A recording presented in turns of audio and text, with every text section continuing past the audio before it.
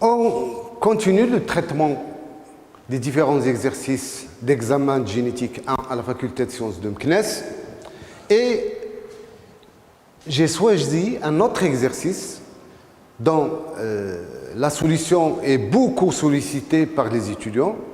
Il s'agit de l'exercice 3 de la session de rattrapage de l'année universitaire 2014-2015. Et bien sûr, je rappelle ici que ce module est enseigné au niveau du semestre 4 de la filière sciences de la vie. Alors, pour cet exercice, on dit que les sordaria sont des champignons ascomycètes qui possèdent normalement des spores noires. C'est-à-dire le caractère sauvage, c'est spores noires. On croise une souche à spores blanches par une autre souche à spores blanches. Donc, nous avons croisé deux souches qui présentent toutes les deux des spores blanches. 800 asques hybrides ont été analysés. On a analysé 800 asques. Les effectifs des types d'asques observés sont représentés dans le tableau ci-dessous, où la couleur des spores est symbolisée par une lettre noire, par une lettre plutôt N. Donc N, ça veut dire spore noire. Et les spores blanches sont symbolisées par la lettre B. C'est-à-dire grand B, c'est-à-dire grand B veut dire spore blanche. Donc voilà les résultats. Donc nous avons croisé deux souches blanches, donc souche blanche, bon, à spore, hein. Donc le caractère étudié, c'est le caractère couleur des spores. Donc souche à spore blanche. Souche 1. Croisée avec une souche 2 à spore blanche aussi.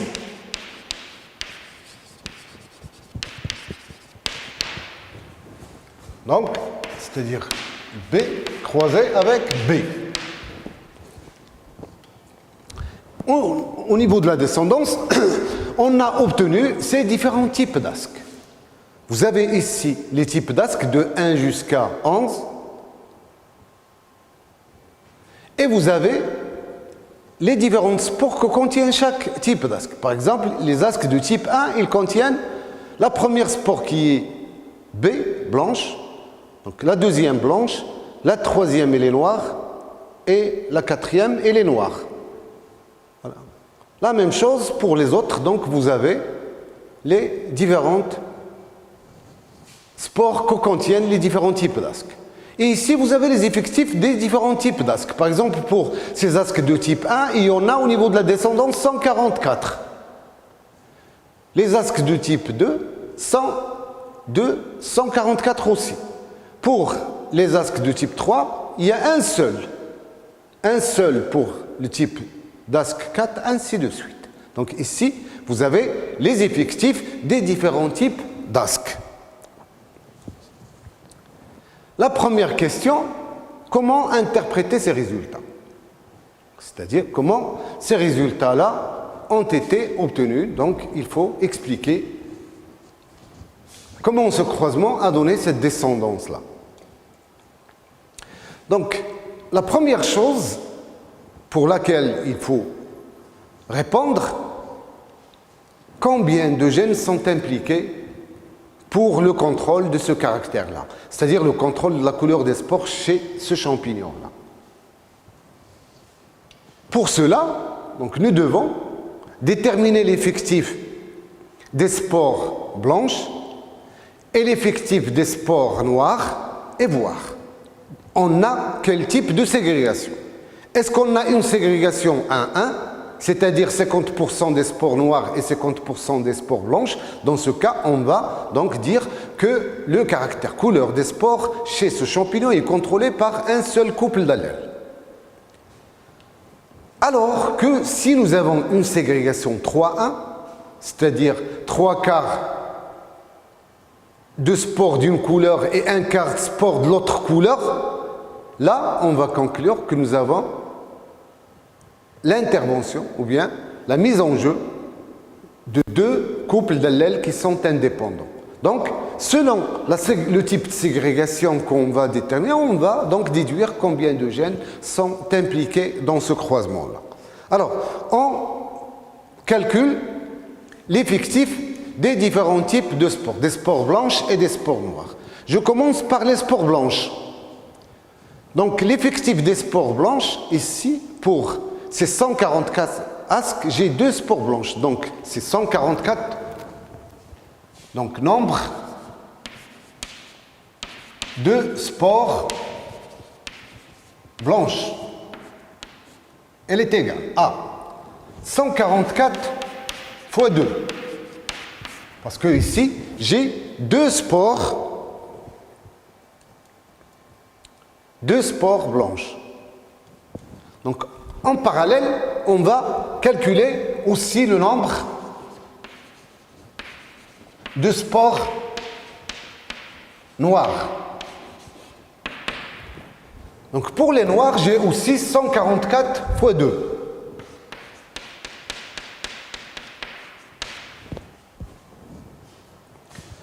Je passe au deuxième type d'asque. J'ai également 144 pour l'effectif. Et dans ces asques-là, j'ai deux spores noires, deux spores blanches. Donc, plus pour les spores blanches, 144 fois 2. Et pour les spores noires, également 144 fois 2. Et on passe au troisième type. Là aussi, nous avons deux spores blanches et deux spores noires. Pour le troisième type, plutôt le quatrième, j'ai deux spores blanches et deux spores noires. Pour le cinquième, deux spores blanches, deux spores noires. Et pour le sixième. Donc, ici, c'est plus. J'ai 4, 1, 2, 3, 4. Donc, 4 fois 2.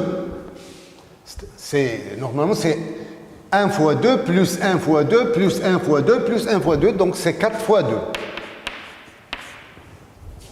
La même chose pour les spores noirs. 4 fois 2. Et j'arrive, donc ici, au septième type d'asque où il y a uniquement des spores blanches. Donc, c'est plus 292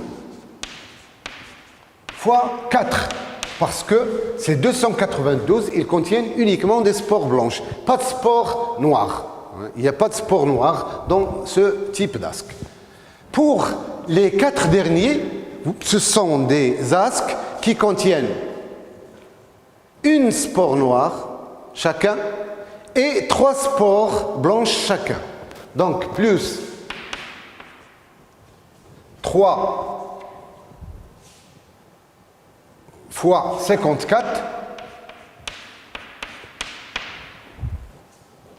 Donc 3 fois 54 fois 4. Parce que nous avons 4 types d'asques qui contiennent 3 spores blanches. Et les noirs, donc les 54, ils contiennent chacun une seule spore noire, fois 4, parce qu'il y a 4 asques de ce type-là. Donc, ce qui va vous donner 2400 spores blanches. Donc, 2400 spores blanches. Et pour les spores noires, vous allez avoir 800 spores noires. Donc, j'ai 3 quarts de spores blanches, donc 2400, c'est 3 quarts de toute la descendance. Et pour les spores noires, j'ai une proportion de 1 quart. Donc j'ai 3 quarts de spores blanches et 1 quart de spores noires, ce qui me donne donc une ségrégation 3-1. Donc ségrégation 3-1, qu'est-ce qu'on va conclure? On va conclure que ce caractère couleur des spores chez ce champignon-là est contrôlé par un seul couple, plutôt, je m'excuse, par 2 couples d'allèles qui sont indépendants. Donc 2 couples d'allèles indépendants. Donc la ségrégation 3.1 montre que chez ce champignon, le caractère couleur des spores est gouverné par deux couples d'allèles indépendants. Et ces deux couples d'allèles, on va les noter pour le premier B1 plus B1 et pour le deuxième, on va le noter B2 plus B2. Et ces deux couples d'allèles, évidemment, ils sont indépendants. Les génotypes des deux souches mutantes à spores blanches croisées sont les suivants.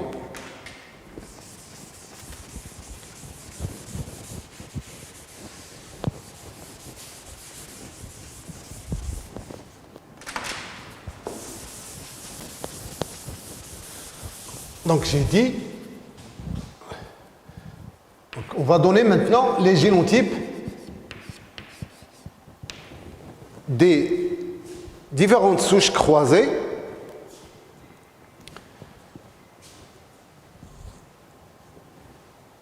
sachant que ce caractère donc, est gouverné par deux couples d'allèles. Un couple d'allèles noté B plus 1, B1, et le deuxième, on a dit qu'on va le noter B plus 2, B2.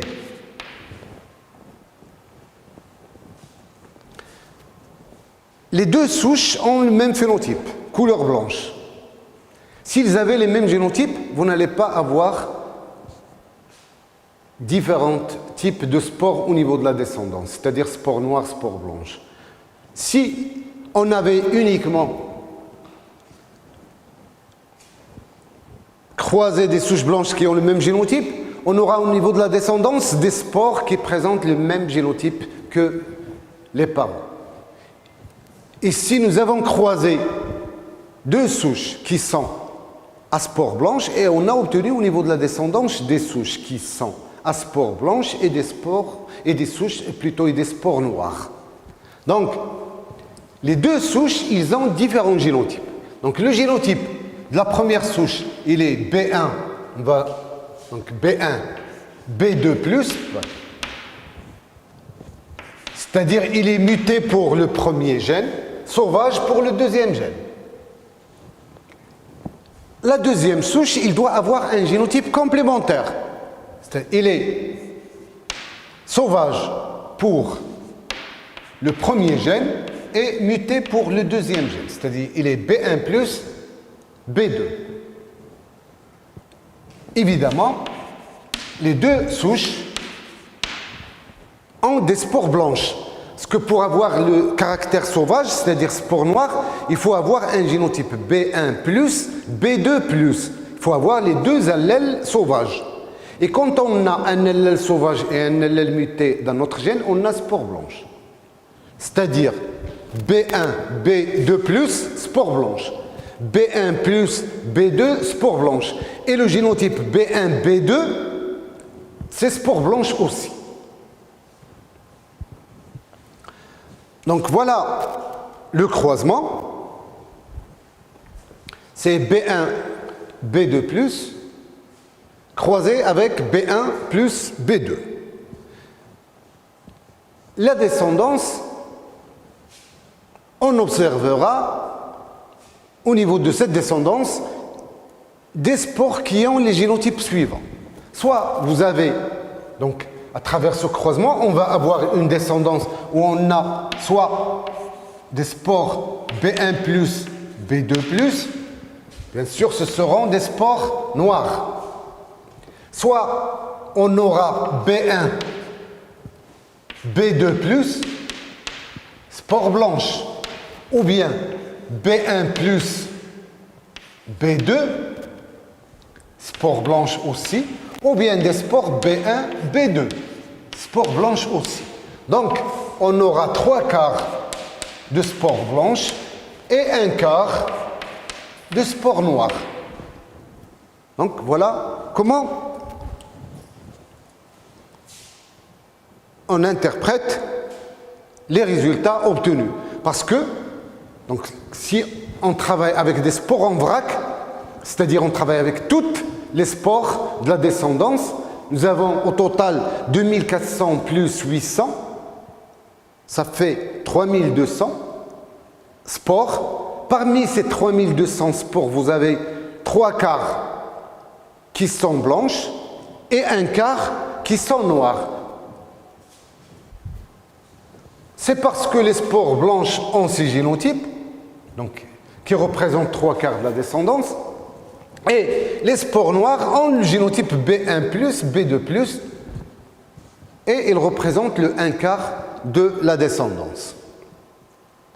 Donc voilà les différents génotypes qu'on peut avoir à travers ce croisement. Donc les 4 types de génotypes qu'on peut avoir, ce sont ces génotypes-là. Donc comme j'ai dit ici, 3 génotypes présentent phénotype spore blanche, ces 3-là. Et ce 4e génotype, il présente les spores noires. Et la descendance est donc composée de 1/4 de spores noires et 3/4 de spores blanches.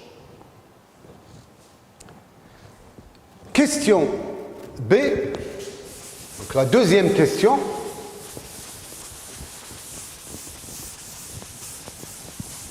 Dans cette question, donc, on demande d'expliquer par des schémas l'origine des différents types d'asques. Sachant que le croisement, c'est B1, B2+, croisé avec B1+, B2. Donc, expliquons par un schéma comment on a obtenu ces différentes tétrades-là. Et je vais commencer par la tétrade 1. Donc, vous avez un chromosome qui porte l'allèle B1. Son homologue, il porte l'allèle B1+. Donc, je vais donner tout d'abord donc, les génotypes des parents, expliquer, et après, je vais donc, arriver au génotype du zygote qui va subir la méiose pour nous donner l'une de ces tétrades-là, selon les différents événements qui vont se dérouler au cours de la méiose. Donc, vous avez le premier chromosome qui porte B1 et vous avez un autre chromosome qui porte B2+.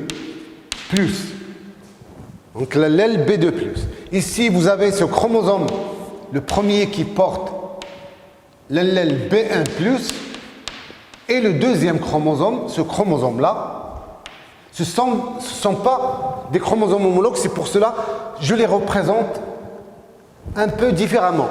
Celui-là un peu plus long, celui-là un peu plus court, pour dire qu'il s'agit d'un autre chromosome, donc qui porte un autre gène. Parce qu'on a dit que les deux gènes sont indépendants. Donc chacun est porté par un chromosome. Donc ici, c'est l'allèle B2. Au niveau de ce chromosome, chez cette souche, le même chromosome porte l'allèle B2+. Le zygote qui va subir la méiose, c'est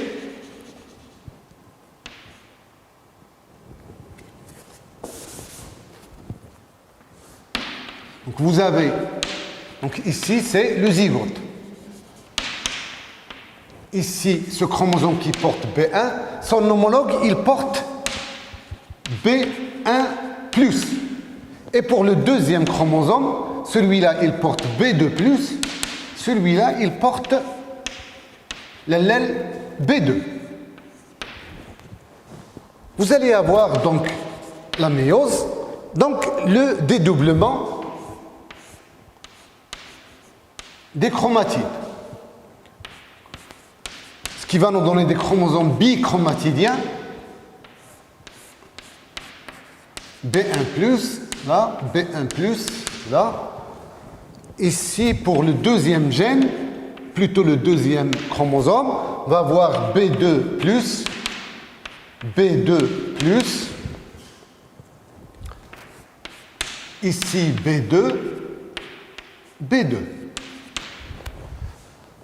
Dans le cas où il n'y a pas de crocine ovaire et on a cette disposition-là, vous allez avoir les différents génotypes. B1, B2+, B1, B2+, B1, B2. Et là aussi, non, ici, je m'excuse, c'est B1+, B1+, B2. B1 plus B2. Et là aussi, B1 plus B2. Donc, le type d'asque qu'on va avoir ici. Ici, c'est une spore blanche. Et là, pour génotype B1, B2+, spore blanche. Ici, c'est une spore blanche aussi. B1, B2+. Ici, B1, B2, c'est une spore blanche. Et là aussi, c'est une spore blanche. Donc ici, ce que j'ai expliqué, c'est l'obtention de ces... Voilà, de ces tétrades. De type 7, les 292. Ce sont des tétrades obtenus suite à ce mécanisme. Donc ici, ce sont les tétrades de type 7. Le type 7.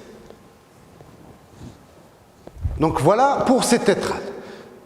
Si, maintenant, donc on inverse, c'est-à-dire je vais mettre B2 en haut et B2+ en bas.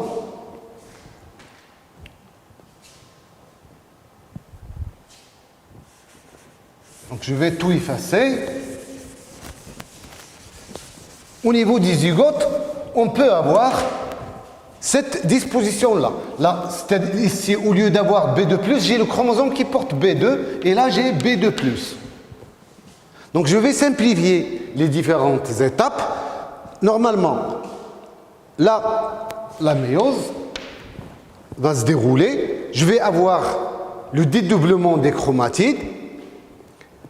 Et par la suite, suite aux autres étapes, je vais arriver à un produit qu'on appelle tétraspore. La tétraspore finale ici, il comprendra deux spores B1, B2, parce que ici, il va y avoir dédoublement des chromatides. Donc, je vais avoir B1, B2. Et bien sûr, ici, ce sont des cas où il n'y a pas de crocino vert.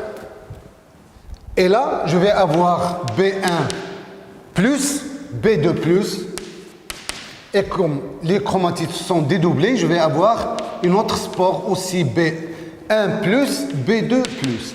Donc là, qu'est-ce que je vais avoir? Donc deux spores noires, donc NN, blanches, je m'excuse, blanches, parce qu'ils ont les génotypes B1, B2, donc blanches, B1, B2 blanche, B1 plus, B2 plus. Donc c'est là, ils sont noirs. Et là aussi, ils sont noirs. Et là, qu'est-ce que j'ai expliqué? J'ai expliqué ce type, le premier type, voilà, le premier type, les 144. Donc type 1.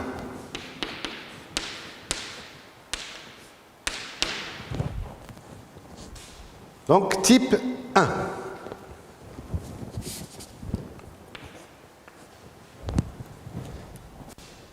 Donc ce sont des tétrades qui contiennent deux spores blanches, puis deux spores noires. Deux spores noires. Donc voilà, j'ai expliqué maintenant les tétrades 7 et les tétrades de type 1. Donc ces tétrades-là,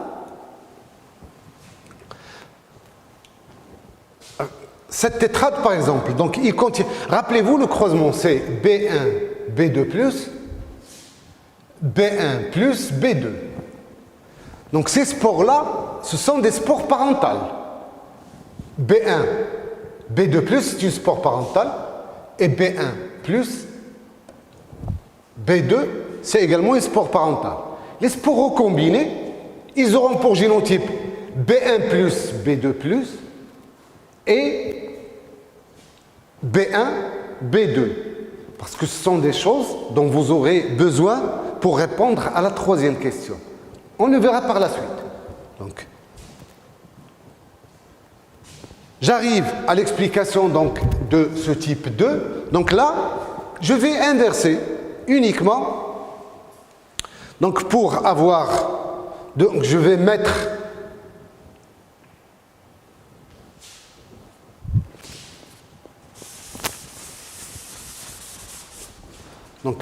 B1 plus ici en haut, ici B1, et de même ici B2 plus, ici B2. Donc, cette disposition-là, il me donnera des spores B1, B2 plus, en double, parce qu'il y aura des doublements des chromatides. Et ici, B1, B2, B1, B2. Donc là, j'aurai des spores noirs, aussi noirs. Celle-là, elle est blanche, et celle-là, elle est blanche. Donc c'est le type 2. Le type 2. Ce type-là. 2 spores noirs, 2 spores blanches. Donc voilà. En plus de type 7 et de type 1, on a expliqué le type 2, et ce sont, donc ces asques-là, ce sont des asques qui sont obtenus sans aucun crocino vert. Il n'y a pas de crocino vert entre chaque gène et son centromère.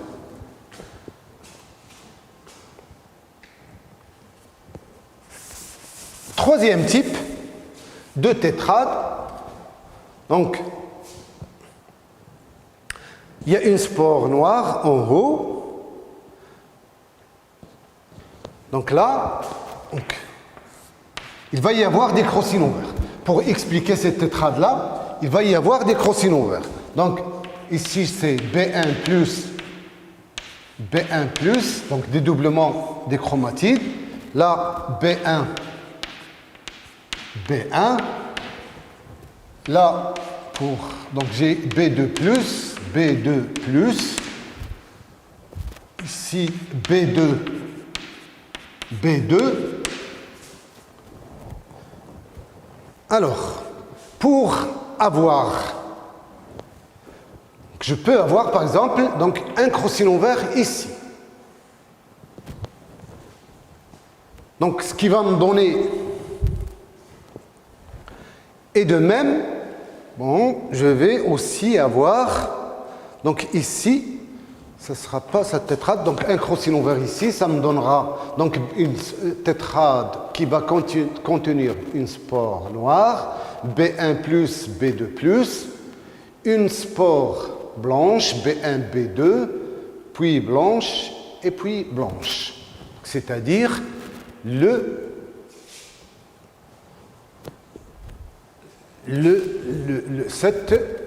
ce type-là de tétrade. C'était la 8e. Moi, je veux expliquer cette première. Donc, je vais avoir, en fait, je vais avoir 2 crocino verts. L'un. Donc, je dois avoir ici en bas des spores noirs. Donc, je vais avoir 2 crocino verts. L'un entre B1 et le centromère, et l'autre entre B2 et le centromère. Voilà. Donc, cette disposition-là, qu'est-ce qu'il va me donner comme tétrade? Je vais avoir B1 plus, B2 plus, donc B1 plus, B2 plus, B1 plus, mais ici, il y a le crocino vert, donc j'aurai ici B1, B1, et ici, B2, donc B1, B2. Là, je vais avoir B1 et B2. Et là, je vais avoir B1 plus, parce qu'il y a crocino vert, donc B1 plus va être en 4e position. Et B2 plus aussi, ici. Donc, j'ai une spore noire, spore blanche, spore noire. Donc, N, B, B, N. C'est évidemment cette tétrade de type 3. Donc, ces tétrades-là aussi, ils doivent être expliqués par 2 crocino verts. L'un entre B1 et le centromère, et l'autre entre B2 et le centromère. Donc, ça nous donnera toujours donc, 2 types de spores blanches et 2 spores noires. Ce sont uniquement les dispositions qui changent.